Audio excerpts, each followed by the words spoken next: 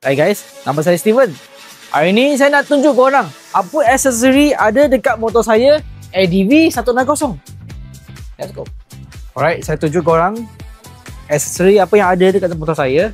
Okay, yang pertama, first, saya dah pasang French bar ni. Nampak, ini full punya, jenama GV. Okay, ini yang full punya. Ada lampu spotlight. Kiri kanan pun ada. Korang nampak, kiri kanan ada. Yang ketiga, saya ada letak cover lampu depan.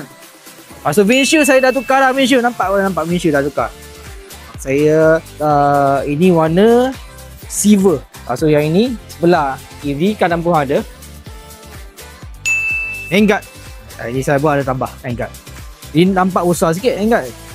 Tanpa handguard ADV 160 dia nampak kecil. Lepas tambah, korang nampak dia tiba-tiba jadi besar. CC 190 tapi lepas tambah handguard ni CC dia jadi 350 punya motor, tapi enjin sama lah 160. Okay, lever saya tukar dah, lever side mirror tukar juga. Saya ada tambah hook dekat sini. Okay, ini seat penting. Seat ini penting sebab ada masa kalau saya nak pergi ride jalan jauh, ini lembut. Korang tengok, ini lembut. Kalau original punya seat, dia keras gila lah. Memang keras original punya seat. Jadi saya tukarlah. Ini panggil comfort seat. Saya tukar ini monorail sebab tanpa monorail ini kita tak boleh letak box. Okay, ini box tu 45 liter. Ini logo kedai saya, Multi X Motor, Honda MPX Kuantan. Cover untuk radiator saya dah tukar. Original punya dia plastik. Ini untuk kita tarik atas, tarik ke bawah. Ini saya tambah lah ini cover.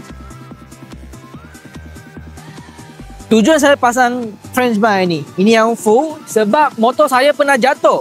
Jadi lepas jatuh motor ni, ya dia tak kena cover lah. Jadi French bar ni adalah protect cover set supaya dia tak jalan masa kita jatuh motor. Spotlight pula saya pasang sebab masa saya ride malam dia lagi terang.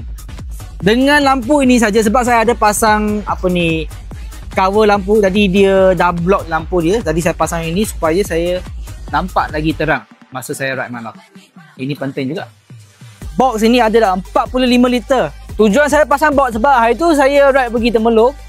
Saya balik sana tidur satu malam. Bag saya boleh letak dekat sini lah.